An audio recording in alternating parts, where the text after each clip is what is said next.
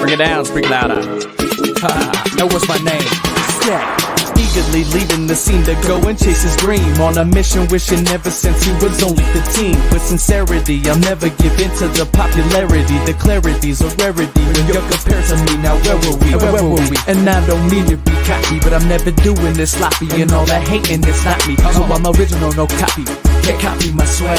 I'm spitting liquid, twisting like my name was Mickey Fast. And I'm the 11th freshman on the cover, double XL. Didn't get any recognition cause I forgot how to spell. Fixed it with the quick lyricisms, now I gotta spit quick as hell. So now I'm doing it well. Ain't hard, but I bet you can tell. And I'm locking my method, I said. I definitely need to shorten that video up. No, man, it's good. You got me rocking my head. I like it. Cool. Well, I'm glad to hear it. That's actually a friend of mine's music.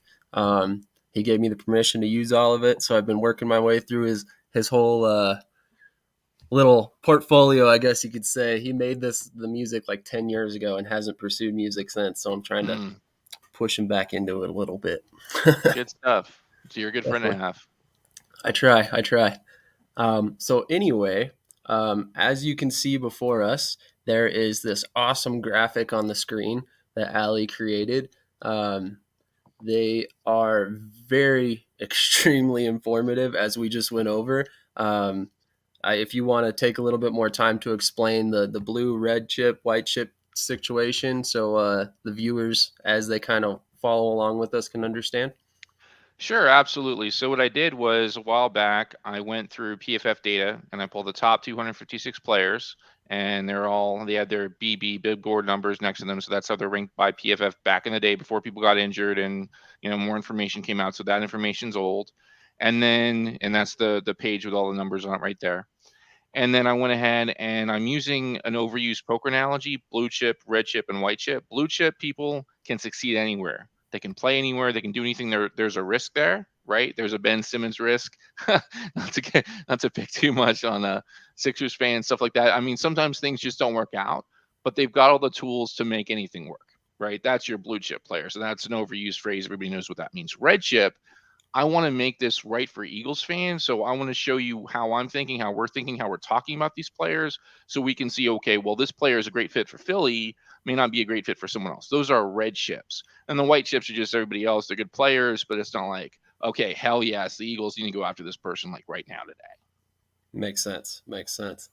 So what position would you like to start with? I know we have a lot of needs. Probably not quarterback, but we can definitely start with quarterback if you'd like. Yeah, let's just do that.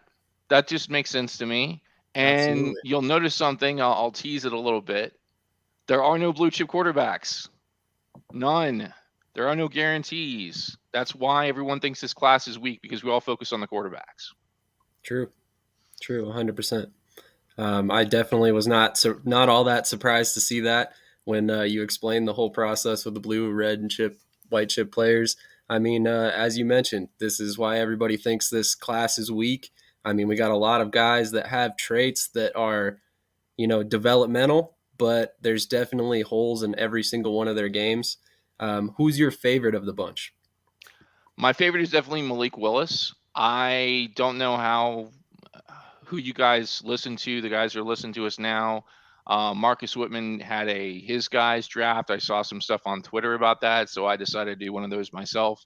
And Malik Willis was definitely my QB1. He's got the intangibles. He's got the tangibles. He's got everything. He just needs time and the right situation. But he's definitely my guy on that list. Agreed. If you could pick a dream situation for him, in particular as a player, as the scheme fit, team-wise, who would it be and why? So I think it's great. He's one of the most athletic players on the planet. I don't think that's an overstatement. He's not super fast. He's a running back, basically. He's a running back that throws a great football. And so my initial thoughts are Baltimore and Philly, because San Francisco maybe as well. Teams that really appreciate that skill set would be the thing, but something where he doesn't need to get started right away. So you got Jimmy G playing for another year. You've got that kid from North Dakota State. I can't remember his name, Trey Lance, right? He's decent, I guess. He was drafted, what, top 5? And Hmm. so, yeah, I want him in a situation where he's got a coaching staff that isn't in a rush and someone that will make the most use of his skill set. I don't know how he is on the PA bootleg. I haven't seen that a lot. I haven't watched a bunch of his film, but I would say the 49ers or one of the 15 teams using the Shanahan system that don't need him to start right away. That wide zone PA boot game, it's really the best of both worlds. Absolutely. Without going too deep into Willis as a prospect himself, what do you think about the fit with Atlanta? I know a lot of people are mocking him to Atlanta. Truthfully, I haven't done a ton of research on Atlanta's situation. They got rid of Matt Ryan. They don't really have anyone else. I would say first impulse, it's a poor fit because they need someone to start today. I don't think they have that person. And like I said, he's a great kid. I think he'd be a great fit for ATL, generally speaking, but he needs a year to learn. I mean, Pat Mahomes, just real quick, kind of tangent. Pat Mahomes got a year to learn from Yeah. Alex Smith. You should really give these kids not 2 years, not 3 years, none of that crap. I don't know what your cussing rule is, so let me Well, you're know. fine. Go for it. But give the kid a year. Give the kid a year to actually learn the game because high school is great, college is great. I used to play and coach high school football. I don't know if you know that, so I'm very familiar with that kind of thing, and Hmm. it's great. And the athletes are great. The game is great. It's different at the pro level. The athletes are different. The game is different. The terminology is different, and so give the kid a year to just sit. I mean, Jalen Hurts pretty much got a year almost, right? About Pretty three much. quarters of a year before he Hmm. got pulled in Yeah, the last game of the season, which I hated, but give the kid some time to learn. So true. I would say, quick answer, Atlanta's a no for me because they need someone. They need kid. If I was Atlanta, I'd go Kenny Pickett. As much as I hate his small hands. Gotcha. Okay. Very understandable. I mean, a lot of people think Kenny Pickett's more polished and ready to start day one. Um, I'm torn on all these quarterbacks. I don't really know, other than Malik Willis, who's definitely my number one. I don't really know that there's really a pro-ready quarterback in this class, as you so aptly put it. I mean, a lot of these guys, like I said, have developmental traits, but they're just really not. They're not sure things to me. Any one of them. Yeah. I on that list, Kenny Pickett's the closest thing to a sure thing, but he's low ceiling and he still has holes in this game. Exactly. Exactly. Hence the nickname Small Hands Kenny Pickett. Baby, I call him baby hands. I don't mean to. I know people that literally have issues like. I'm not trying to make fun of that, but I like to lighten the mood sometimes. I don't mean to do it at anyone's expense. Yeah, absolutely. I mean, you got to be able to laugh in life. So Absolutely, yeah, you absolutely. can't be too serious here. But Right. who's your number two? Is it Desmond Ritter? I would say so, probably, especially in terms of fit for the Eagles, which is why I'm here talking to you because I want to talk about what's a fit for the Eagles. Absolutely. Desmond Ritter is a great athlete. Strong isn't. Coral, Sam Howell might be my number 3. Maybe I might have to reconfigure the list. Sam Howell is a really nice athlete.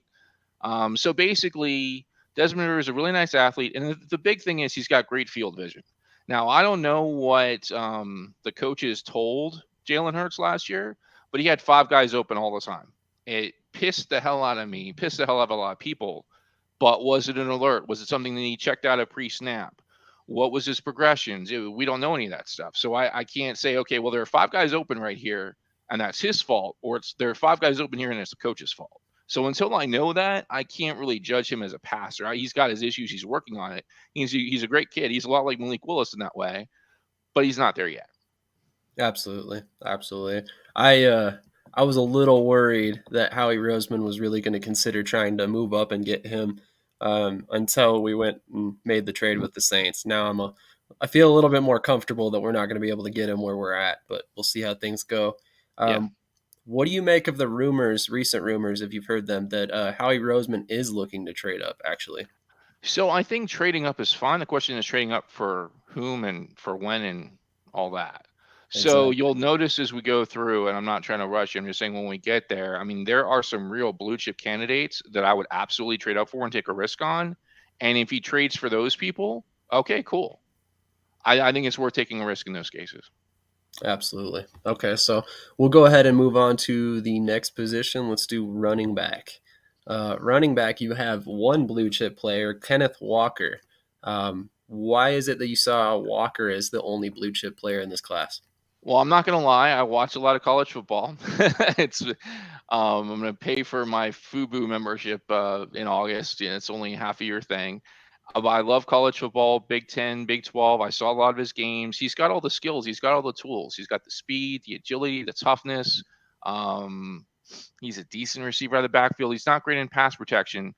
There is one thing. I don't know the people that are watching this. I don't know if you guys are pro Miles Sanders, anti Miles Sanders, where you are in that spectrum, but he reminds me a lot of Miles Sanders, both in good ways and in bad ways. He has some limitations to his game, but there are limitations in pass pro. So you can make an argument maybe he's not a 3-down back, maybe, but for those first 2 downs, he's one of the best backs in the league. And he's a rookie, so it's not like you're paying him 20 million bucks. Makes sense. Definitely makes sense. How is he in the pass game? I don't consider him to be a receiver out of the backfield. That's not to say that he's bad at it, but I don't see him as a natural receiver. Like Brees Hall is a natural receiver. Jerome Ford is probably a natural receiver. Jamie Cook, I can't even read that. I'm sorry. The small back from Georgia, natural receiver. A bunch of those backs in my white chips are natural receivers because we don't need that. We've got Gainwell. We've got Scott. We've got Miles Sanders still for another year or so. So what we need is pass protection, which is why I put Dameon Pierce and Brian Robinson Jr. high up on my red chips. Makes sense. So why don't you speak on Brian Robinson Jr.'s game real quick and what you like about it?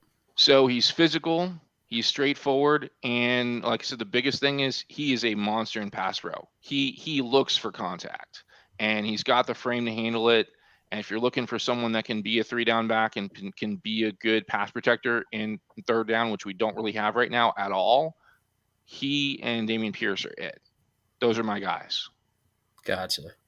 Yeah, I mean, bigger dude, 5'10", 218 for Pierce. I mean, definitely makes sense. Like he sounds like he's a guy who could hold up in pass pro pretty well. On the white chips, yeah, I'm actually kind of surprised to see Tyler Allgeier's name. Yeah, so I want you to talk to Steve about this. Steve is a big fan. You'll notice Tyler is way the heck down on that list, like second to last. He's got great vision. He's a smart guy. He's a good kid. He doesn't really have the tools, in my opinion, and in the opinions of people that I've talked to, except for maybe Steve and maybe 1 or 2 other people. I wouldn't go after him personally. He's a good kid. He works hard. He's smart, but he doesn't have any tangible tools. He's a glue guy almost. Gotcha. He's like a Greg Ward Jr. for the receivers. And not to say bad things about Greg Ward. He's a good guy. He makes a few plays every once in a while, but he's mostly a locker room guy right now in the stage of his career. Absolutely. That makes a lot of sense. I hadn't looked at it prior to this, but yeah, I could see that for sure. Moving on to the wide receiver position, you're high on a man that's gaining a lot of steam, I feel, despite the injury, Jameson Williams. Yep. That dude is a nuclear weapon with a ball in his hands. He can score. I mean, obviously he needs to clear, ACL procedures, and ACLs are simple these days. Hopefully everything goes okay with his recovery. Assuming he's healthy, I mean, he can change the game in an instant in a way that no one else on that screen can. He's just got it.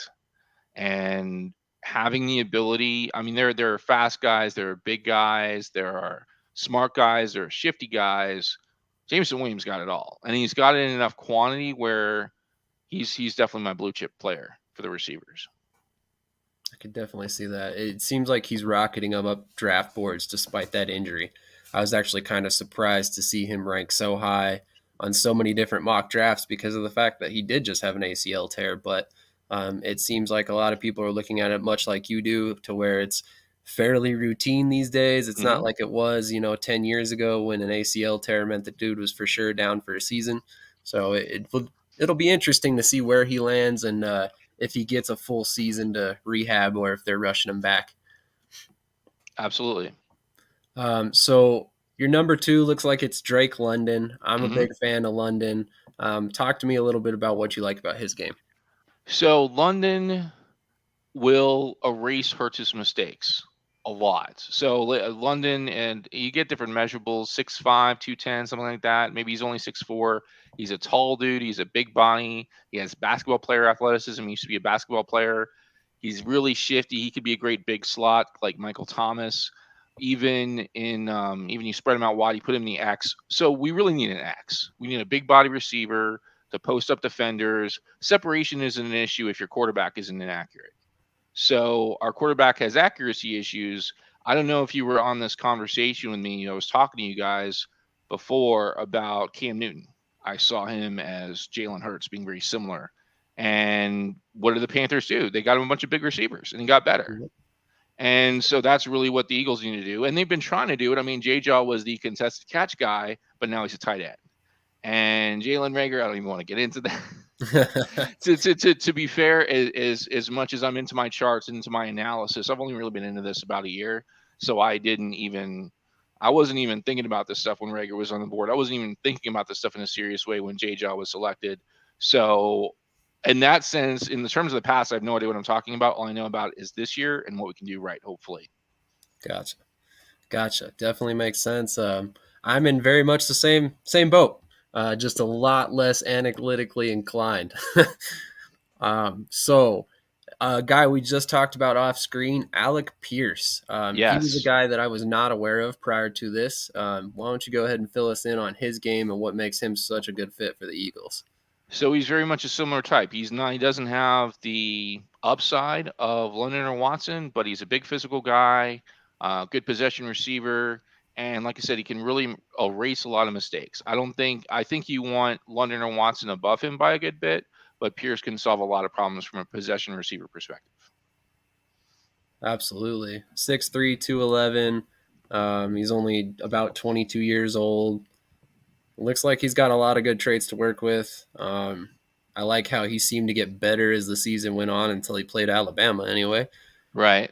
Yeah, solid grades across the board. Seems like he could be a good fit. What round value would you put on him? So my first initial impulse was second, third. I saw PFF's rating of 121, which is of course an old rating. So that would be fourth-ish. I'd say probably third round would be around. I feel pretty comfortable taking Pierce, Okay. assuming that London and Watson were off the board. See, I would like that personally a lot more than selecting another first round receiver. It just scares me to death that we're going to pick another receiver potentially 3 years in a row, and it's just really scary. We'll No, I see get how it. that works, but 1 out of 3 in the last 3 drafts as far as J Jaw, Devontae Smith, and Jalen Rager. That's not something I want to bet on, that's for sure. For sure. So moving on, we need a tight end too, pretty badly, considering they just moved J Jaw there, and right now him and Tyree Jackson are competing for that spot. So who Right. would you like in that particular role? So let me ask you this. I'm going to flip the tables a little bit. Okay. So we like 12 personnel. 12 personnel is good for us, and we do need a second tight end. When you think about a tight end too for the Eagles, do you think about it more of as a run blocker, more as a receiver, hybrid? What's your priority skill set wise and fit wise? Me personally, I think I'm going to go with somebody who's a little bit more of a move tight end. I want somebody who can create mismatches, um, Okay, and then can come in and play a role even if he's not necessarily lining up in line as a tight end every play. for Um, sure. I know that's not necessarily the way we've approached it in years past with Zach Ertz and Dallas Goddard. They're more of Hmm. like kind of hybrid guys that do a little bit of both. For But sure. how about you? So I use that traditional framework. Dulcich is definitely a receiver. I have him as a blue chip for that. McBride, Otten, etc. They're more inline tight ends as opposed to move tight ends. They're more, they can do both. They're better run blockers. But I put Charlie Kolar at the top of my white chips. That dude is a receiver. If you want some guy, a move tight end that can catch the ball and is a natural athlete and is really gifted in that way, but cannot run block worth crap, Charlie Kolar is your guy. That should be on your my guys draft because he absolutely fits that to a T. Wow, he is huge. 6'7", 252. Yeah, and he's an athlete, dude. This dude's a. I watch a lot of Big 12, Iowa State, Baylor, all that. That Yeah. dude is an athlete. Wow. 85.5 overall grade in 2019, 85 in 2020, again 85.3 in 2021. Wow. Incredibly consistent. Yep. Plays all over the place. Interesting. Yeah, I'll definitely have to do some more research on him. I've heard his name a couple times, but he definitely looks pretty intriguing, that's for sure. Yeah. Brock Purdy doesn't help him out too much as a QB. I like Iowa State. Brock Purdy's not a very good quarterback. So you put him with a good quarterback, you put him with a good team, with a good coach, he's going to be even better than 85. Interesting. That would be a fun fit for us for sure. A big body tight end pair with Dallas Goedert.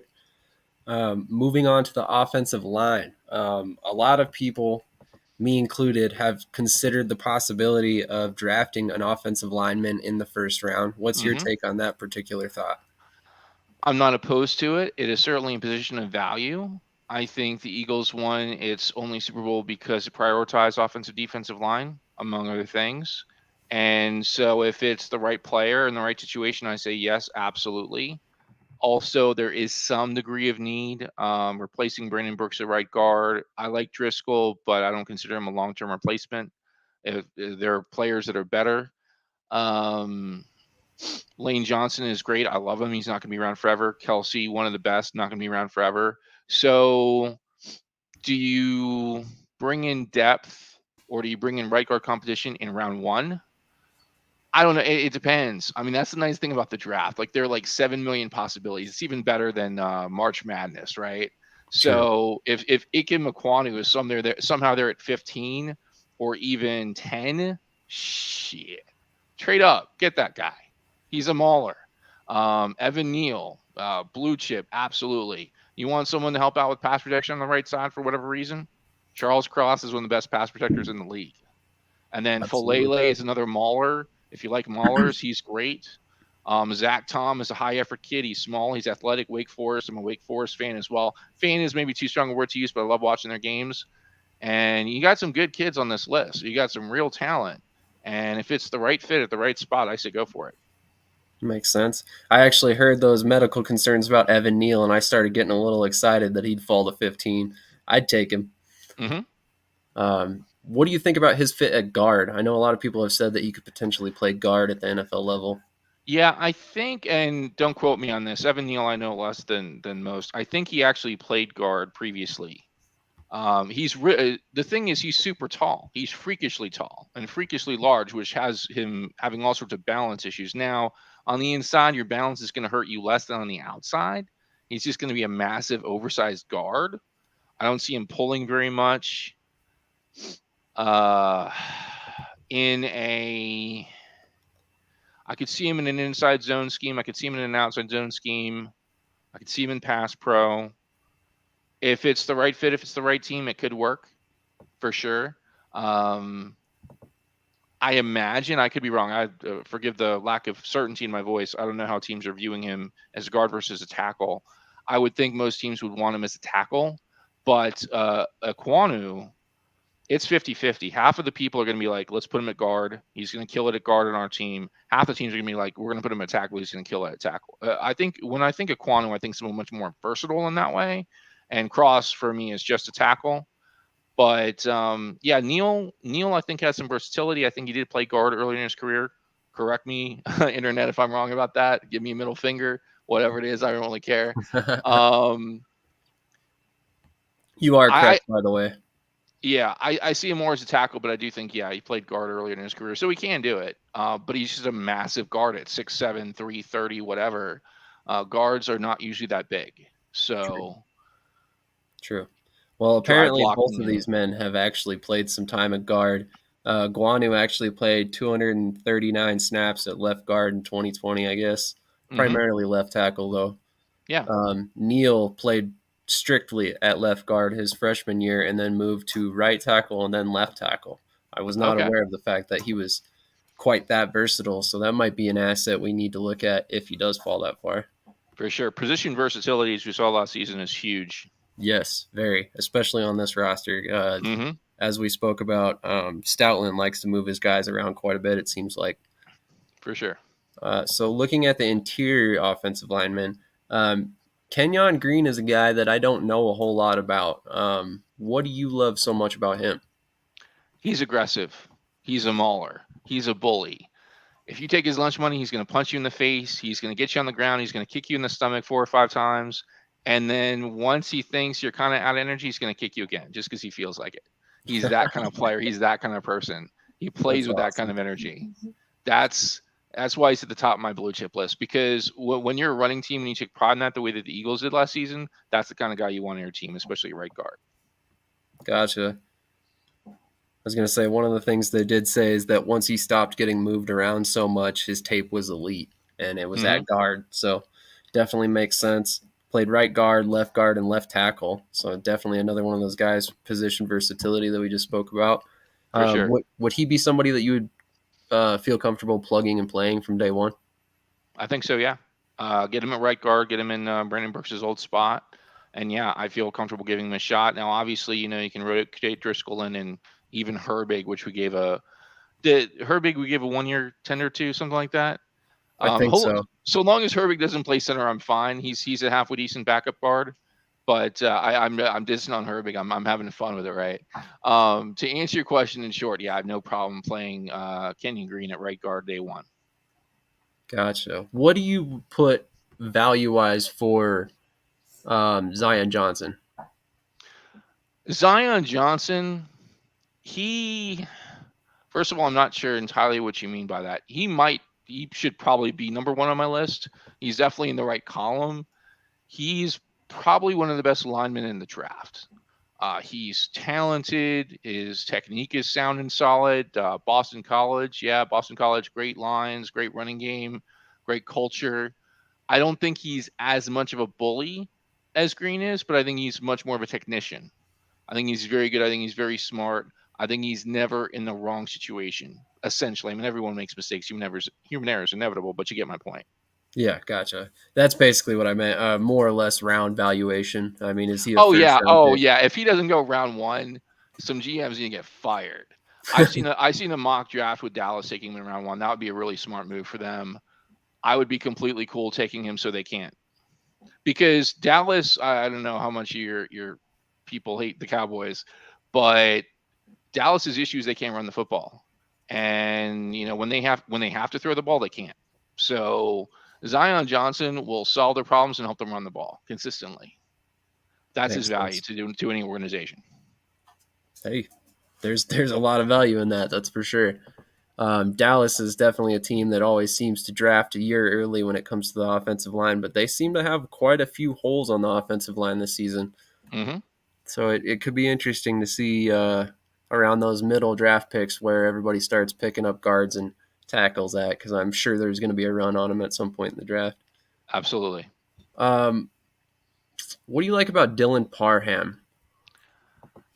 Memphis, if I remember correctly from all the stuff that I studied, he's a technician. He knows his stuff. He's very much like a lesser Zion Johnson. I don't think that he's an animal. I don't think he's a beast or a bully, but I think that he knows his stuff. I think he's very smart. I think he's going to minimize his mistakes early. You don't need that with Stoutland as your coach, but I'm sure Stoutland would like that. Yeah, exactly. Give him a little bit more of a basis to build on. For sure. Either one makes sense. Is there anyone on the white list here, or white chip list, that you would feel comfortable with starting day one? Not particularly. Nah, short answer is no. Ingram is nice and physical. Lindstrom, another BC kid. I like him a good bit. But in general, no, not at all. To me, those are all projects. That's kind of what I figured. I'm curious to see how they value the offensive line this year, because like you said, we could definitely use some guard play. I could see us drafting a backup center. Kelsey is getting pretty old. Mm-hmm. Again, we could address right tackle, future at right tackle anyway. So it could be very interesting to see how they value it. I mean, we might be picking them in the first round, or we might wait to the third or fourth round. It just depends on how they view the guys on the roster. One thing real quick before we go defense, Okay. Tyler Linderbaum. I'm surprised you didn't ask about him. I should have. He's one of my favorite guys. Okay, why do you like him so much without me talking so much? Why do you like him as much as uh, you do? Mainly just because he's such a clutch center. I think that's been a position that we keep trying to shove guards in or other Mm-hmm. players that play other positions, and I want somebody who's strictly been at center or played the majority of his career at center because I think that's one of those positions that it takes a special athlete to be great at, and Yes. especially with all the thought process that goes into it, especially on our offense, you're gonna have to learn all Mm-hmm. the protection calls. I think it's gonna take a year really to get a guy up to speed and ready to step in right away. And I For think sure. drafting somebody like Linderbaum, who's already got that solid basis to build off in terms of technique, I think him learning from Jason Kelsey for a year would Mm-hmm. basically be like we'd have zero drop off when Kelsey retired, and we just continue down the way. And Hurts isn't going to get a whole lot of pressure right up, in Yeah. his face. I would love that. That would make me. I'm getting a little emotional here. I would love that. I'm a big Linderbaum fan, and his comp is Kelsey. Obviously, it's a first round versus a fifth round. It's Iowa versus Cincinnati, but the dude's smart. He's an athlete. It sounds like because I know that Steve had some issues with smaller centers and 50 fronts are becoming more common, but it sounds like you and I both appreciate our versatile run game and how athletic our centers are historically, at least recently. Yeah, Cool. Yeah, I think he'd be a great fit. In a lot of my mock drafts, I had us taking Drake London and Tyler Linderbaum in round one. So we'll see. I don't know, but yeah, that's big funny. fan. I picked Drake London with the 15th overall pick, and I didn't have the 18th overall pick, but that went to I'm blank Trevor Penning. Trevor Penning. Okay. So it wasn't a bad draft in terms of our mock how it fell and everything. So it was kind of cool to see, but I definitely would have preferred to have Linderbaum. And Yeah. actually, come to think of it, I think he fell into the second round. Now that I think about it, I don't think Mm, he was selected in the first round, and that's got to be an oversight because yeah. him and Nakobe Dean both fell, and there's no way in real life that's happening. Yeah. We'll get to Nakobe Dean in a minute. We're gonna have an interesting conversation about him. But yeah, I mean, if Linderbaum falls like late first, early second, you got to trade up. He is an A player. I mean, I there's a whole bunch of sheets that I have, a bunch of cool graphs like this. Like he is an A plus player. He's the only one on my entire sheet. He's that good. I believe it. So you got to get him if he slips past 20 or so. If you don't take him with 15 or 18. Gotcha. Who are some teams that you would think target him outside of the Eagles? My Eagles prep is pretty thorough. It's not necessarily with anyone else. Oh, you're good. I Um, was just curious if there's teams we need to look at getting ahead of if we really, really want to acquire. Sure. So teams with similar profiles, teams with similar needs, weaknesses at internal offensive linemen, teams that value athletic centers, because a lot of teams don't. It's almost 50-50. There are teams that like, I want my center to be a bulldog. I want him to be strong. I want him to have a nice anchor, but I don't want him to be an athlete. You need your center to be smart. You don't need him to be fast. But in Philly, we like fast centers, at least since Kelsey. And so I don't know which teams fit this profile. We can do some research later and kind of figure that out for people if they really want to know. But Absolutely. team profile, someone that needs some help at garden center and someone that values athletic center play would be my answer to that. Interesting. So maybe in Atlanta, although I don't see them drafting him. Um, Maybe San Francisco, but I Maybe. think they're solid at center. And I don't think there's going to be a whole lot of teams ahead of us. If we really want them at 15 and 18, we might be able Mm-hmm. to get them. Okay, moving on to the edge position. You got 5 blue chip players here, which it seems like most of those guys are consensus players as far as Mm-hmm. first round picks. Um, is there anything with this order you want to switch up, or are you pretty happy with Thibodeau at the top? So Thibodeau is almost the definition of blue chip in the sense that he's got the traits, he's got the tools to be elite, but his tape isn't necessarily elite. There are questions about his work ethic, how much he cares about the game. Now, some of that's, people lie in draft season.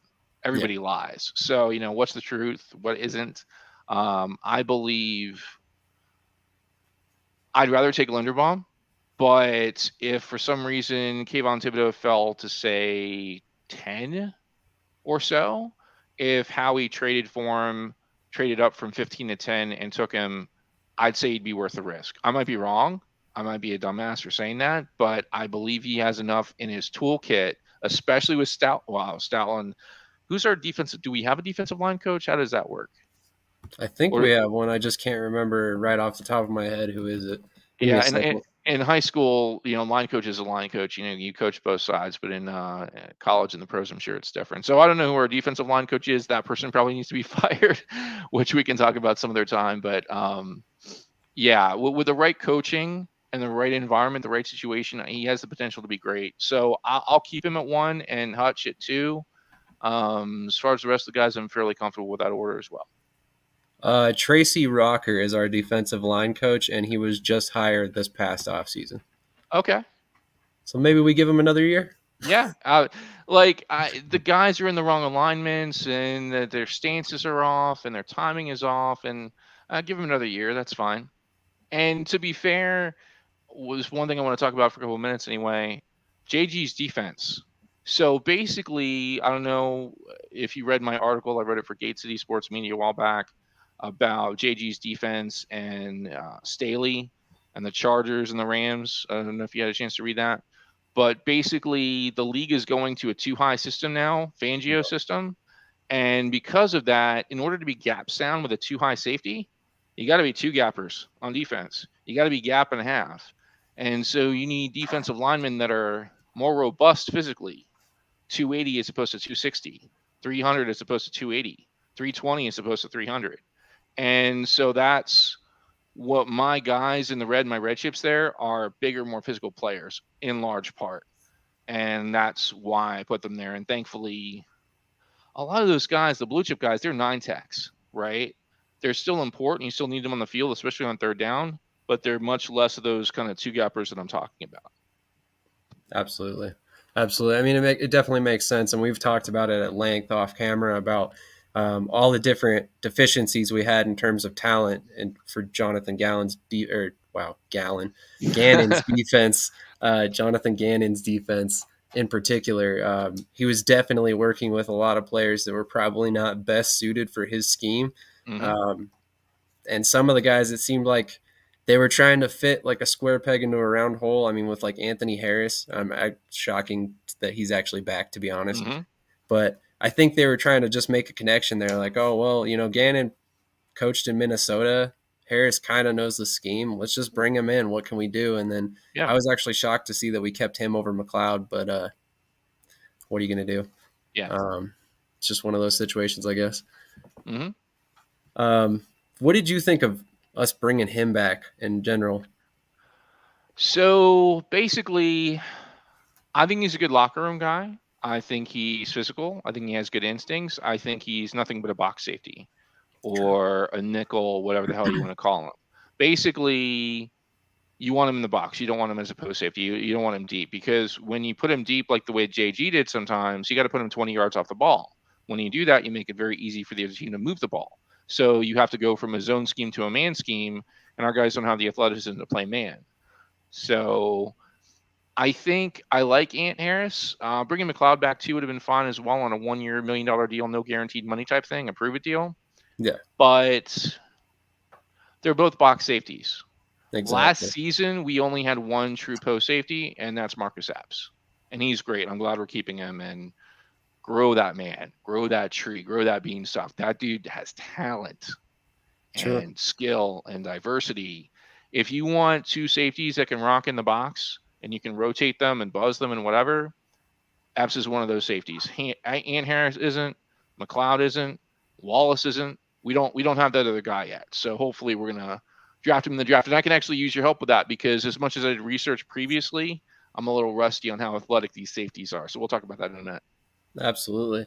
So moving on to the interior defensive linemen, you already mentioned how our scheme dictates a little bit bigger defensive end. Obviously, we're looking at maybe slightly bigger defensive tackles as well, due to the, like you said, the two gap scheme, gap and a half scheme. Um, so Jordan Davis is obviously a player that everybody seems to love. Yep. Who are some other names that you would like to see in Philadelphia? So Devontae Wyatt is getting some nice attention. Travis Jones is slightly under the radar because he went to UConn, and UConn was like the worst team in the league last year. But that dude can play. He's a winner, and he's got the body type to succeed in our system. Leal is a tweener, or Leal. I'm not sure how to pronounce that. So he has some potential as well. I would say of my red chips, I'd say Travis Jones is probably he and Wyatt are the two that I'm the most comfortable with for sure. Definitely. Wyatt went pretty high on our mock draft. I can't remember exactly where, but he's definitely a guy that's climbing up boards recently. I thought Leal was rated a lot higher than 33. That's the Yeah, PFF ranking, right? I think he might have been originally. There was a bunch of hype originally. I don't know what happened. It just died out. I have no idea why. I'm not sure what his deal is. He's versatile. He's not a standard nose. He's not a standard defensive tackle. He's a tweener. It could be a defensive tackle, defensive end, which is good. But if you're a team that wants those bigger players, maybe they thought that he wasn't big enough. I'm not sure. I don't know what happened to him. Mm-hmm. I was wondering that as well because I don't remember seeing anything in particular to where he seemed to have a reason for dropping. He just was all of a sudden no longer being mentioned as like a surefire first round pick anymore. Mm-hmm. Kind of came out of nowhere. Yeah. But we'll have to do some research on that. There's got to be a reason for it. Either that or it's just one of those smokescreen situations like we talked about earlier. Right. They're going to end up picking him first round anyway. Man, I'm about to butcher this name, but who is this Fedarian Mathis? That's a name I have not heard yet. Yeah, Alabama. It's gonna sound bad. I don't remember. I put him on my list because he was large and he was physical. He could probably be a pretty good two gapper. Feel free to do some research in the back end, and chat can do my research for me. I put him on that list. I'm pretty sure I did it intentionally. I'm hoping that he's a bigger, more physical guy, a guy that can be more of a two gapper than a one gapper. We can certainly look real quick. Oh yeah, he's a bigger guy. Let me pull up his draft profile. Sure. 6'4", 310. NFL.com gave him a 6.27 grade. Will eventually be an average starter, they think. Yeah. He didn't run the 40. He didn't participate in the bench or the 3-cone. Interesting. Yeah, he's a big body. Yeah, he's a big teddy bear you put in there to take up space. Assuming we drafted somebody like this, do you see Milton Williams playing more of a defensive end role? I do. If we have snaps for Mathis or a player like that that doesn't have the upside, doesn't have the tools, but has the frame and the body, I definitely see Williams being more of a 5 tech, for example, than a 1 or a 3. And I think he's actually very good at it as a 5 tech, especially in passing downs or even running downs for that matter. So, yeah, I think one thing I'm kind of excited about is seeing Cox for at least another season, seeing Williams, seeing even Ridgeway be more position versatile. 1 tech, 3 tech, 2i, 4i, 5, the occasional 7 maybe. Because A, we like to put our pieces all around the board, and B, when we've done that and we've done twists and stunts and stuff, our guys have gotten to the quarterback, which our sack rate, the difference between our sack rate and our pressure rate was ridiculous last season. It was really bad. We got plenty of pressure. Barnett was good at that, but we couldn't close the deal, right? Mm-hmm. We got people on the phone. We started the sales conversation, but we didn't close the deal. And so I think I'm definitely looking forward to fixing that going into next season. Absolutely. I was going to bring up all the technique differences, but we'll do that a little bit later. Sure. So let's move on to the linebackers. Mm-hmm. Wow. Okay. So you have only Devin Lloyd as a blue chip player. Yes. I know that a couple people have said some things about Leo Chanel. Mm-hmm. I've seen Jack Sanborn's name thrown around a lot. Yep. Jesse Luketa.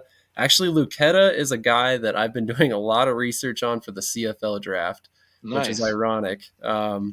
I don't think he's actually going to end up in the CFL draft, obviously, with how high you have him rated. But sure, it's kind of interesting to see his name here too.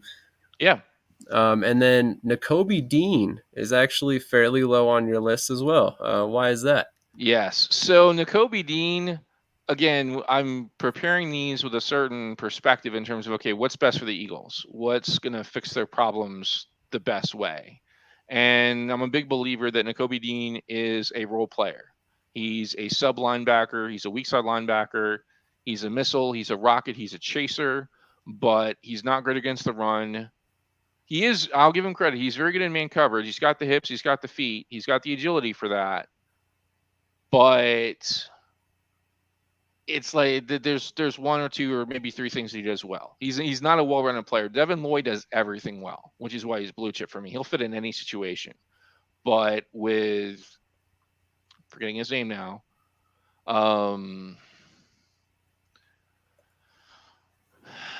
Dean?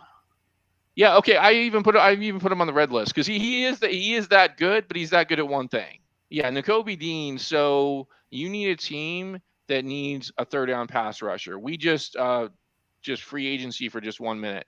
I love the fact we didn't overspend in free agency. The one splash move that we made was Hassan Reddick? yes, thank you, and that's what he does at a really high level. Yep. And so, I mean, have your rotations and have your depth and all that stuff, but a third down pass rusher is not a huge need for us. He's very good at that. If we did need that, I would certainly have him higher up in the red chips. Makes sense. I mean, like I said, he didn't get drafted in our first round in our recent mock, but I think that was more an oversight than anything because, like I said, Linderbaum didn't go in the first round either. So Sure. I think we made a couple mistakes on that board, but it is what it is.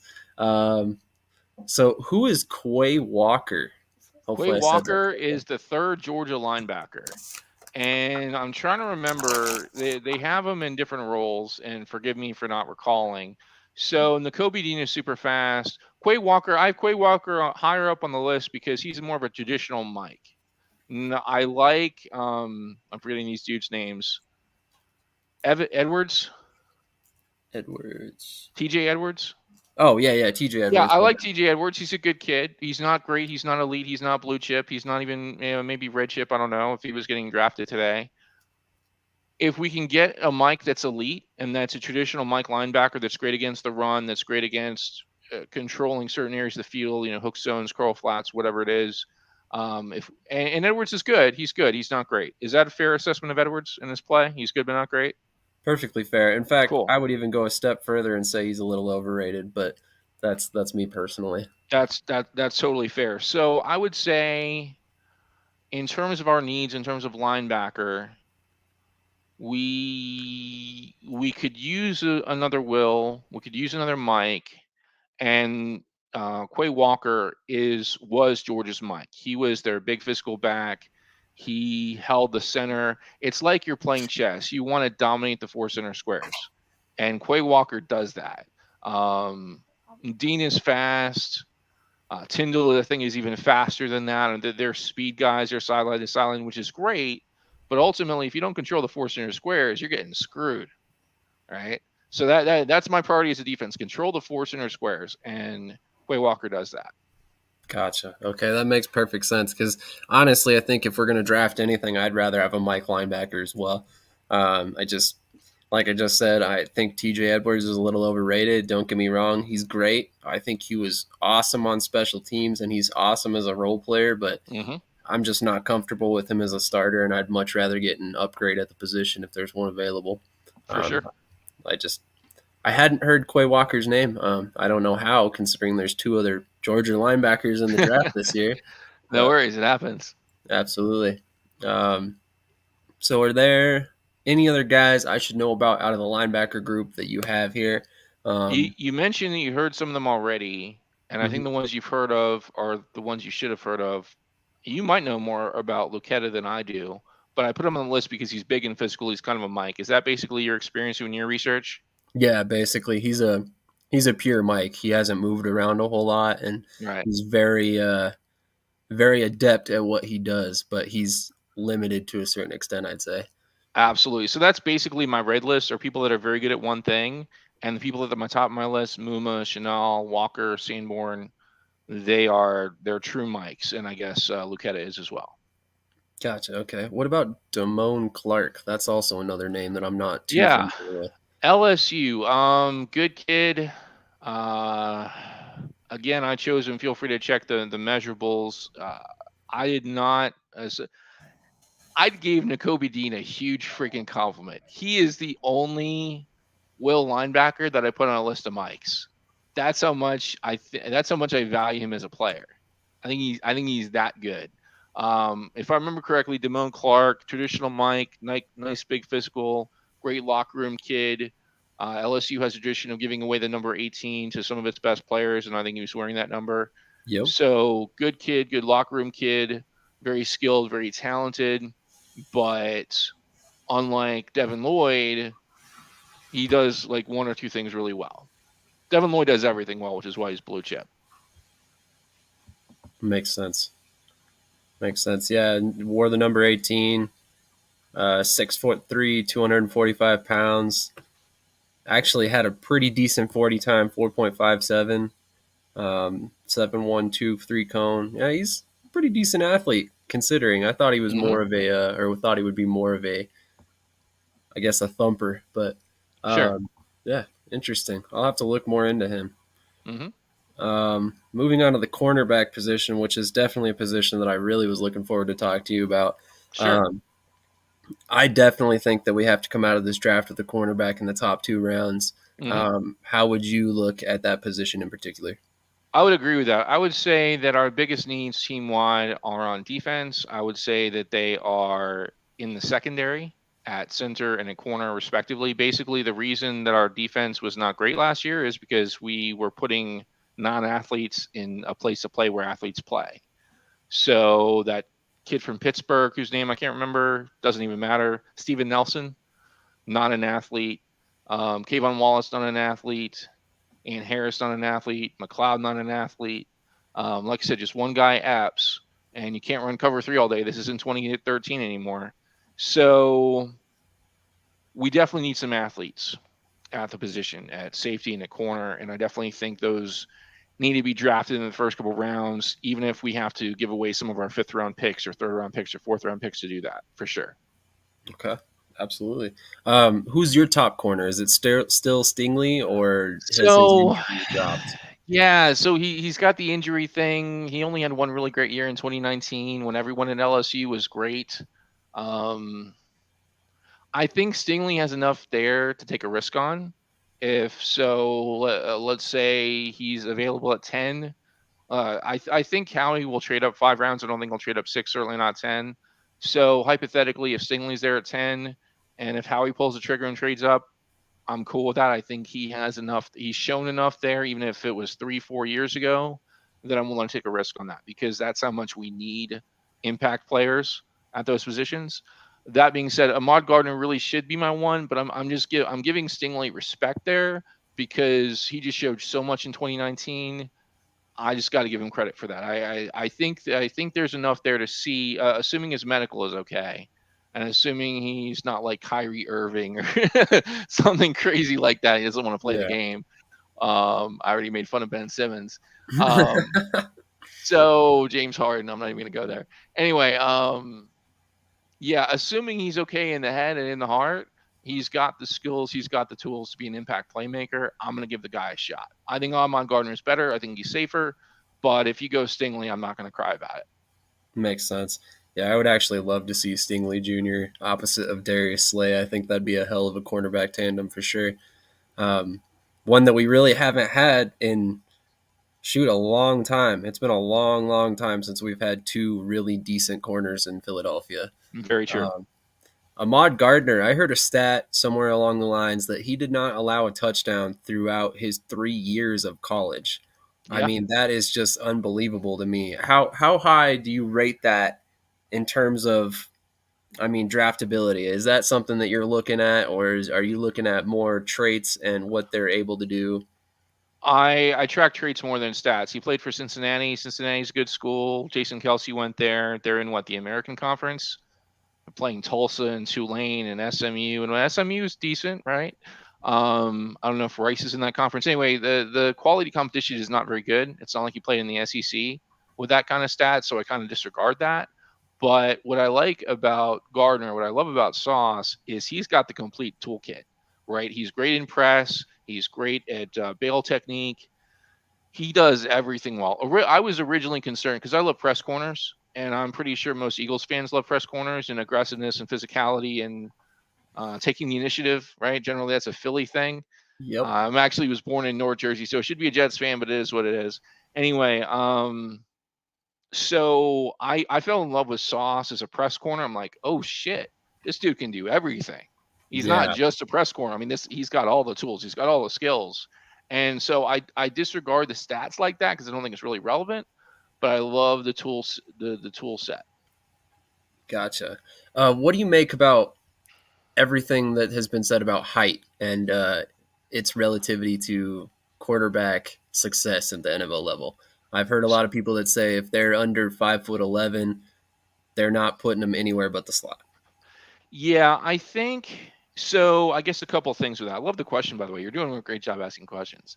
Thank you. I would say a couple of things to that. One, modern NFL offenses are playing shorter players on the outside. So if you're main up on a guy on the outside and you're short too, that height difference shouldn't matter. It doesn't matter. True. So the more diverse you are offensively, the more diverse you need to be defensively in terms of height.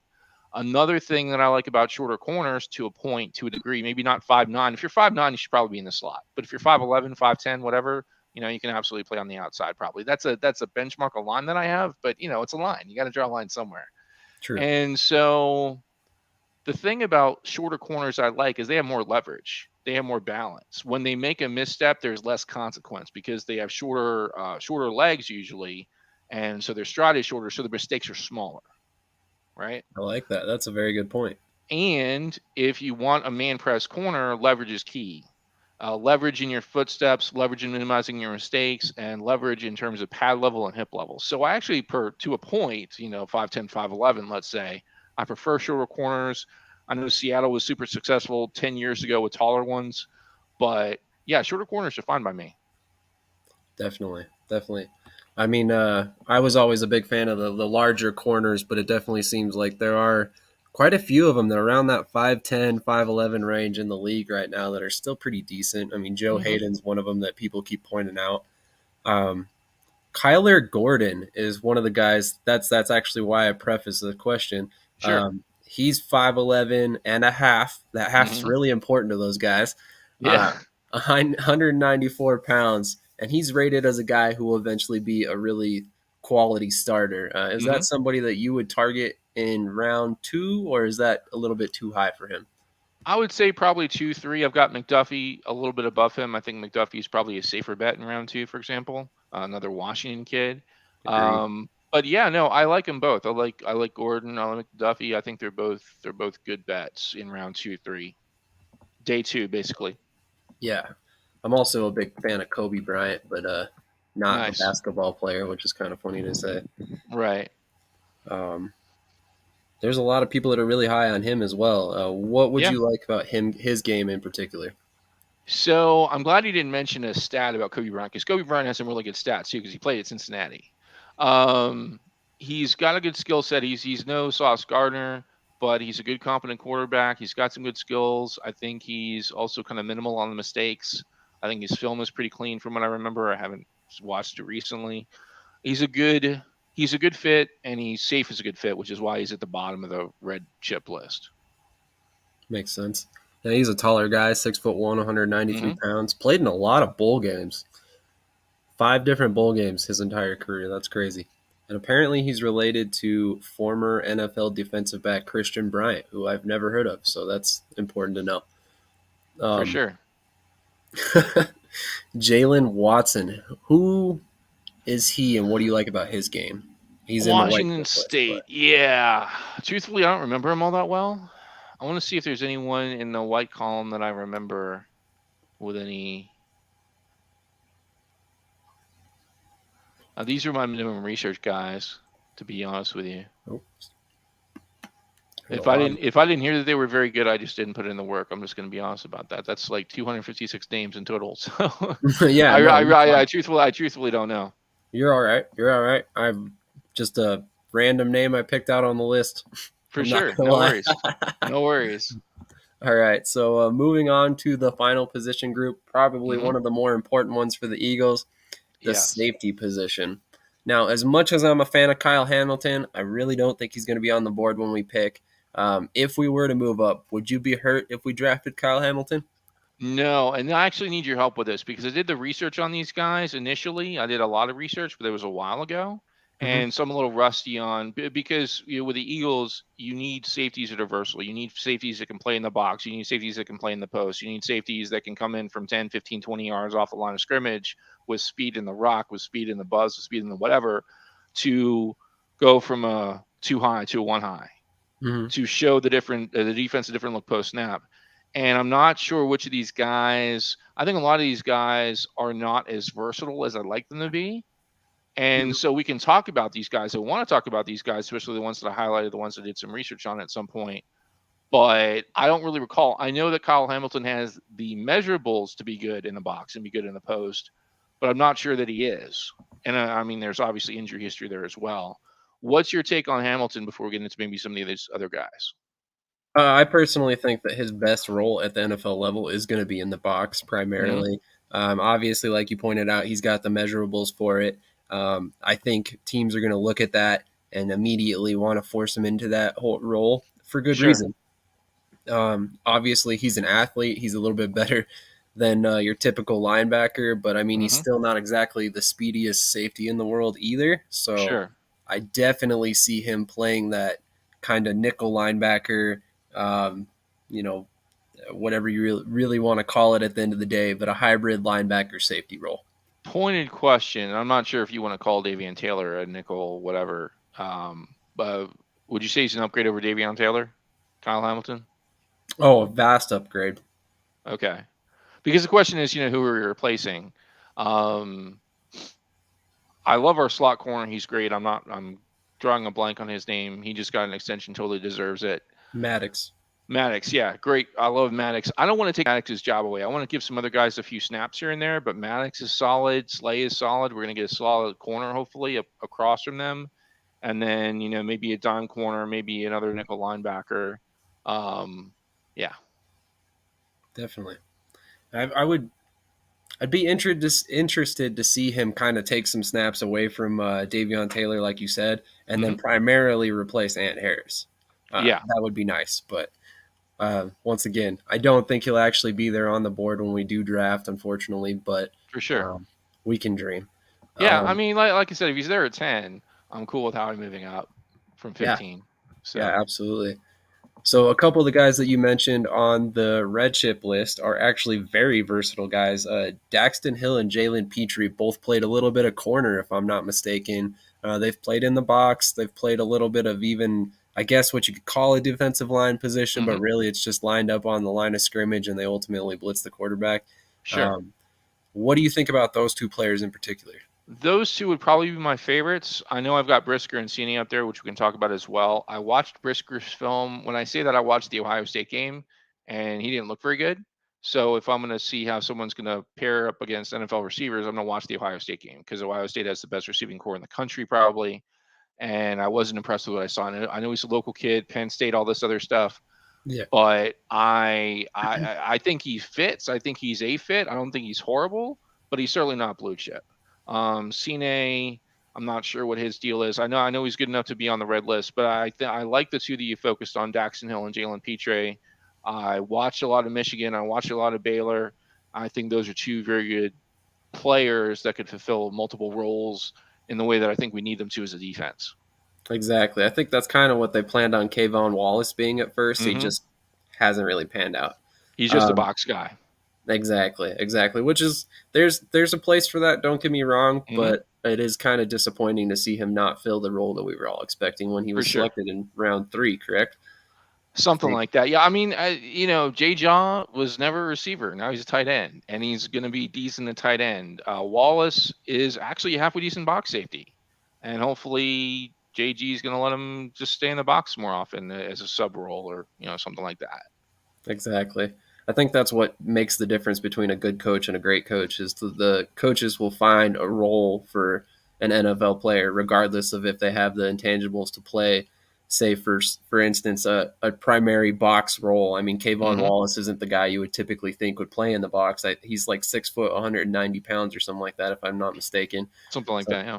yeah, he's kind of a smaller guy to play in the box, but hey, if he's good at what he does, he's good at what Hmm. he does. Just put him in, and let him play. As far as I'm concerned, For sure. um, yeah, Brisker is kind of an interesting guy. I know, like you said, a lot of people want him here because of his Penn State ties. What kind of role do you see him playing? Is he more of a box safety? Is he kind of a middle third? Or My impression is he's a bit more of a box safety. I question it. Okay, so again, I'm just drawing this from the Ohio State tape. I haven't watched a ton of his film or any of that. yeah, I question. I think he'd make fewer mistakes in the box. That's not to say that he's physical. It's not to say that he's got great instincts. That he'd be a Cam Chancellor or whatever.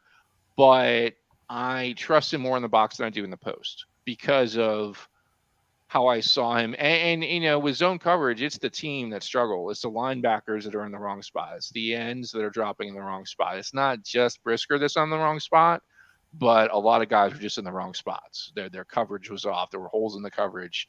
And based on the film, based on the tape, as limited as it was, I'd be a lot more comfortable. Brisker can go back in the post later, but prove yourself in the box first. Let's see what you can do there. And if you succeed there, we'll throw some reps your way in terms of being a post safety, a high safety as well. absolutely. So his NFL comp is actually Justin Reed, and they're projecting him in round 2. So that is kind of Okay. interesting to see. Reed's more of a free safety, correct? I think so. Played for Houston. He was a free agent for about a minute. I didn't really follow him too much, so I couldn't tell you for sure. But I don't view him as a box safety for sure. I don't think he's got the physicality for that. Yeah, that's kind of what I was thinking. I mean, he is 6'1", 203. So, yeah, I guess similar size to Brisker and makes a lot of sense in terms of that. It's probably just one of those lazy comparisons. So, one of the guys that I've heard a lot of people talk about is he's probably got the coolest name in the draft, but Smoke Monday. Oh, geez. You see We've where he's heard, on my list? yeah, he's very far down there. That's exactly why I brought him up there.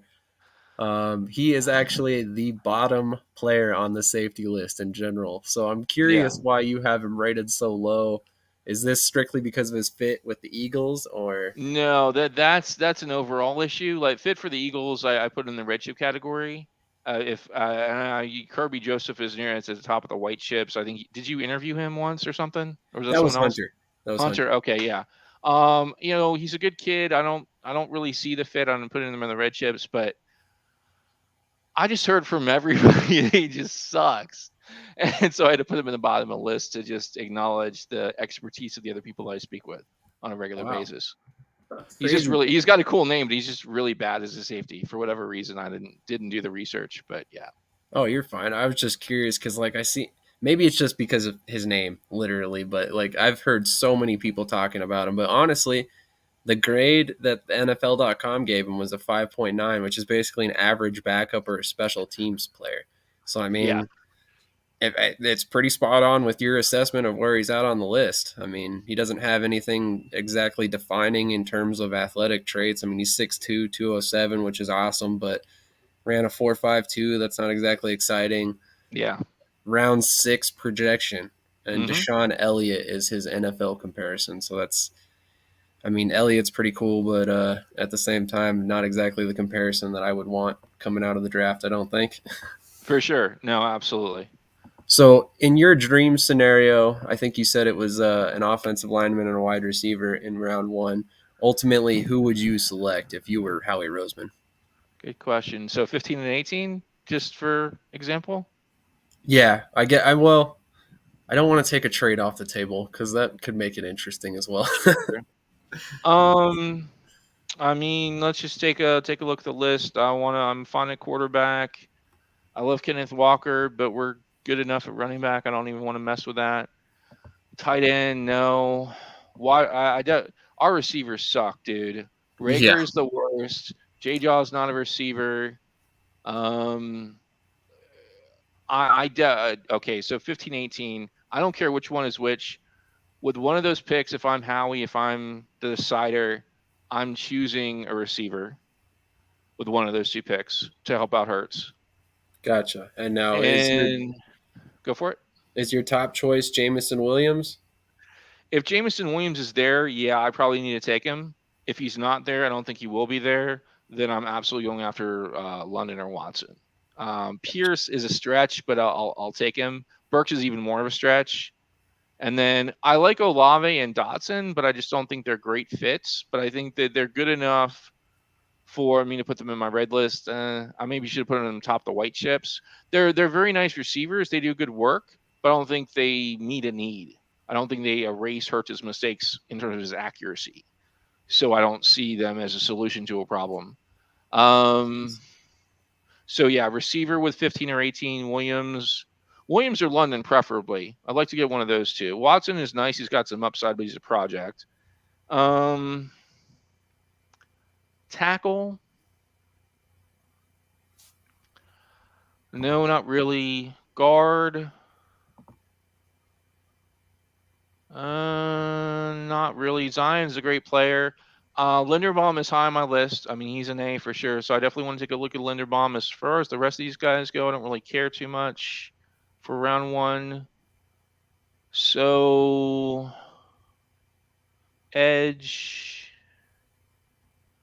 I don't think we have an edge problem. We want depth. There's some nice players there. I like Karlaftis. I like some other people, but I don't think we have an edge problem. I mean, we want depth, but it's not like our edges are awful. Let's see. Interior defensive line. I like Davis, but I'm not feeling a huge need. Those other guys are okay.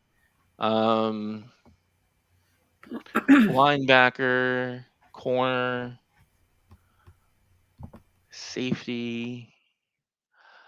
I would say I want to take a strong look at Sauce at corner if he's there. I want to take a look at Linderbaum at center if he's there. And I want to take a look at Williams and London at receiver if they're there. I know that's like 4 choices, but that's fair. Those are my 4 guys going in round one. I want 2 of those 4 guys if possible. Yeah, that's perfectly fair. I mean, you never know how the draft's going to fly. I'm curious though. You said you're not very high on Treylon Burks. Is that just specifically based on Philadelphia Eagles fit, or is that him as a player? So I actually, I don't know. Everyone wants to Deebo Samuel and all this shit now. And Deebo Samuel is not a great receiver, which is why he was running the football so much. People don't seem to realize that. But I like Burks' measurables. I like Burks' tape. I like his yards after the catch. I like his physicality, but I don't like his work ethic. And he showed up way overweight in pre-combine stuff. Ooh, okay. I'm kind of hoping the Cowboys select him because he went to Arkansas. Pig Suey. Yeah, I mean he's lower on my list. He's got the measurables to help out Jalen, which is my one thing on offense is help out Jalen. But I don't really like his work ethic. I think if I wanted to be really strict, I might even just take him off my board or move him in the white chip pile. I really don't like his work ethic at all. And if you're building a team, you're building an organization, you're building a culture, you need strong work ethic guys. I don't think he's that. So that's my take on Treylon Burks. Garrett Wilson, Olave, Dotson, they're good, but they don't really solve the problem.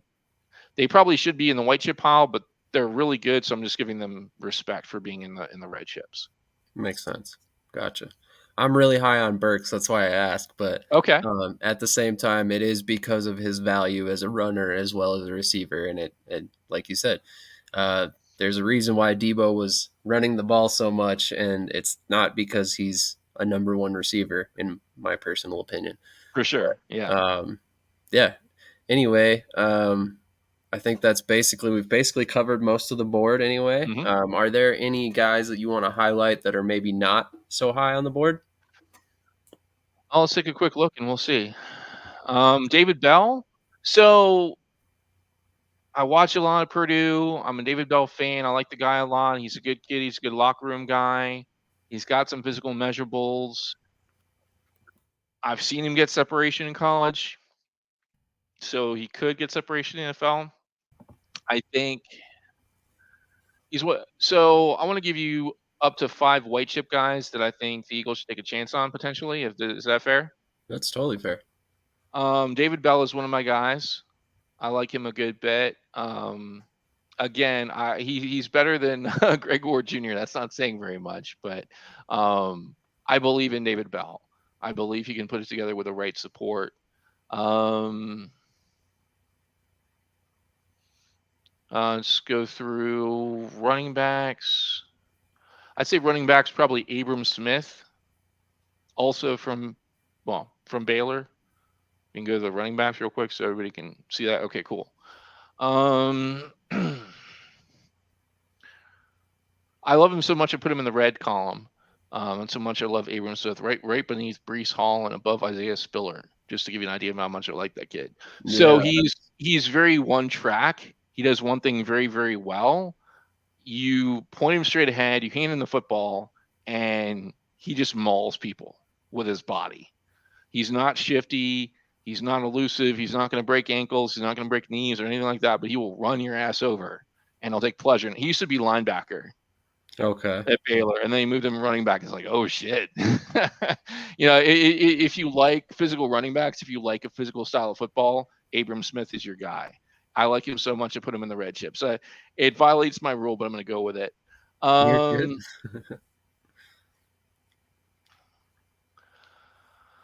Haskins is okay. I like him, but I like Smith better. So no quarterback. We got a running back, no tight end. Got a receiver. That's 2. Let's see. Lineman. Dare Rosenthal. I wonder if he's related to Mike Rosenthal. I think that's his name. Former Vikings lineman. Mm-hmm. One thing I'm curious about, I don't know if you like to do research. I don't know what happened to Nicholas Petit Frere. Hopefully he's still alive, but I haven't heard a single word about him. He was 43 on the big board for PFF. I haven't heard a thing about him, yeah. I like Zach Tom. I'm going to throw Zach Tom in at 3. He's a good kid, Wake Forest, smart. He's played all 5 positions on the line. I think he's a feel good story. He's got some talent. He could play tackle potentially. He could play anything. I think he's in my red list as well, my red chips, but he would be, I guess, my number 3. And then 2 for the defense.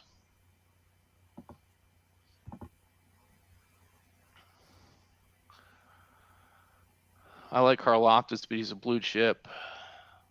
Ojabo. So here's my thing on Ojabo. For me, evaluating edge players, whether they're outside linebackers in 9 techs or defensive ends in 5 techs or whatever it is, it's all about speed to power. You got to have the speed, you got to have the bend, you got to have the agility. But in the NFL, there's a counter move, right? It's like Mike Tyson says, you go into a fight with a plan and then you get punched in the face. So what happens when you get punched in the face? You have a counter punch or not? And I love Ojabo's speed off the edge. I mean, it was elite, and hopefully he's physically okay. Obviously, he got injured. Hopefully, he'll rehab okay.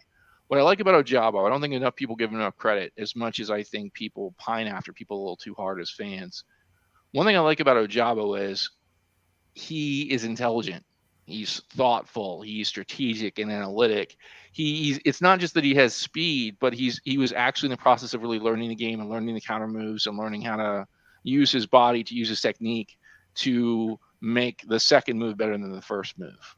So I'm hoping that as he's recovering from his injury, he'll have even more opportunity to spend time in the film room and really learn about himself, learn about his body, learn about how to optimize that for his career. So I hate to say that an injury is ever a good thing, but I'm hoping in Ojabo's case that it is. I'm sure he's going to fall way down on the draft board. He might not get drafted at all. I don't really know. What was his injury? Was it a knee injury? I think he blew out his Achilles. Okay. Oh yeah, Achilles. I had some Achilles problems. Yeah, those are not ACLs. Yeah. Those are pretty crucial, and so his recovery will be longer. It'll be more painful. Um, but I mean, science is amazing if he takes good care of himself. I mean, modern science, health, nutrition is fantastic. I mean, and he went to Michigan, so I'm sure he's going to get taken care of pretty well. I think things are going to be good. I think hopefully he'll recover fully, relatively quickly, and I think his recovery will give him opportunity to learn more about the game and how to maximize his tool set, and instead of just being a speed off the edge guy, which he was elite speed off the edge in college. Hutch was not. Hutch was just a bull rusher, but that dude was elite speed off the edge, and I'm grateful that he's going to have some time to develop other talents to be more well rounded as a player. That's actually kind of why I asked, because obviously you saw a couple of years ago when we took the chance on Sidney Jones in the second round after his injury, Mm-hmm. and it didn't pan out as we all hoped. I was kind of thinking that a redshirt year was going to be good for him, but I'm in the same thinking that you are. It gives him a year to get in the classroom, to sit there and watch film, be around the veterans, to see how to adapt to the NFL level of play, and then I think he goes into his rookie season, quote unquote. In a better manner. I mean, he's more Sure. prepared. Yeah. Yeah. I'm ambivalent in terms of whether the Eagles take him or not, but I hope someone does, and I hope someone gives him that opportunity. Yeah, I really don't think he goes undrafted. I could see him fall into maybe the third round, but I definitely think some team's going to select him simply because, like you said, before his injury, he was an elite level athlete, even if he hasn't necessarily put in the technique side of it For sure. together quite yet. So, who are your other two players? So we went with Abram Smith. We went with David Bell. We went with Zach Tom. Defensively, so we just got 2 for defense. I might make Karlaftis 4, but I don't know. I would like to talk about Karlaftis a bit, especially I want to get your take on Karlaftis.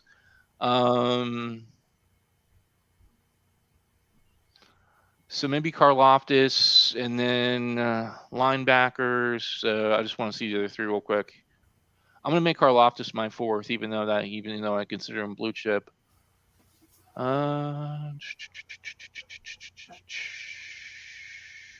Okay, corner and safety. Oh, sorry about that. Yeah, no worries.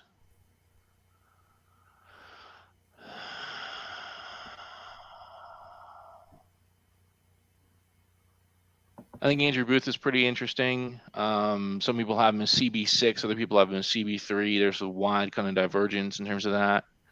I think he's really good as a zone corner, and assuming that we can stick to that consistently, he could be pretty good here.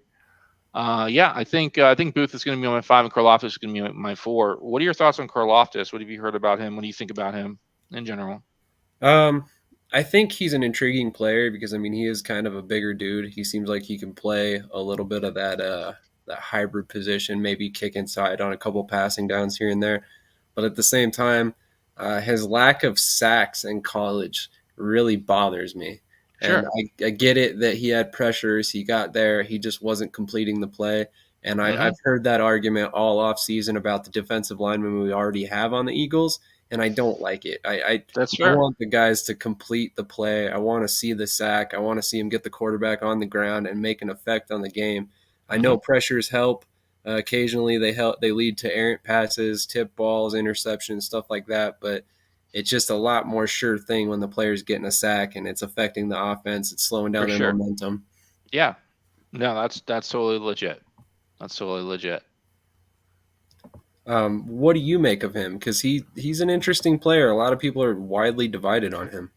Yeah, I like his scheme versatility. I like the fact. So his tape is clean. He doesn't have, the results that you're talking about. He doesn't have the stats. I mean, he's gotten some sacks, obviously. He's gotten a bunch of pressures, but he's not someone that has made a living dominating in that way.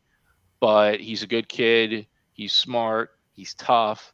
He's got great technique. I mean, he's got phenomenal hands. I played offensive, defensive line in high school. He's got phenomenal technique. And I mean, Stout doesn't need that, but I think he's going to love that. Um, Trayvon Walker's a project too. Jermaine Johnson's, I guess, a little bit safer ish. Um, Yeah, I think he's a really good kid. I think he's a hard worker. I think he's got great technique. I think he's totally coachable. Almost sounds like a quarterback based on what I just said there. Yeah, Uh, really. he's going to make Stout's day, but if our Derek Barnett problem is not closing the deal, I believe you're right, at least to a degree, that Karloftis isn't going to help that a huge ton. So I certainly understand the critique. Yeah, see, that's my big worry is Derek Barnett. We all heard the hype around him, broke Reggie White's sack record in college and all this stuff. And then he's come to the NFL and he's gotten pressures, but he just does not complete the play. And it frustrates me from a fan's perspective on Hmm. a week in, week out basis. We've got some of the best defensive ends in the league, in my personal opinion, but for some damn reason, every week we're just this close without getting the actual sack every week. And it Yeah. drives me nuts. We used to have one of the most intimidating defensive lines in the league back when Jim Johnson was around, and Hmm. it's unfortunate to see these days. But we'll get back there again. I have faith in Jonathan Gannon, despite the fact that I was kind of surprised to see him getting head coaching Hmm. consideration. But um, hey, it may be a year too early rather than a year too late, I guess. For sure. Do you have any more closing thoughts before we let you get out of here? No, I think we're in a pretty good time. Cool.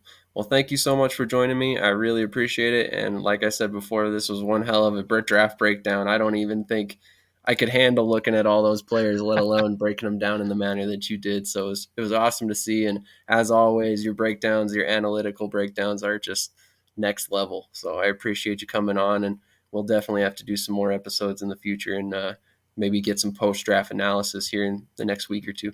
My pleasure. Sounds good. Looking forward to it. Definitely. Well, have a great rest of your night, and I'll talk to you off camera. You too. Have a good one. All right. So, for those of you guys who are not aware, that is Ally Lombard. She is a member of Gate City Sports Network. We are all kind of a group. We talk a lot off camera, do a lot of analysis of players and stuff like that. She is always coming with these sheets that are extremely informative and extremely helpful for all of us. We are constantly going back and forth over players and stuff like that. So it was a lot of fun to finally get on here and chop it up on my channel. It's been a while since we've done anything collab wise. I think it's been a couple months, 3 or 4 months since the season ended. And typically we do it on Gate City Sports Talk. So it was nice to get her on here. We'll probably do it again in the future. But for the people who joined us, thank you so much. I appreciate the support. And we'll catch you guys in the next video. Have a great night.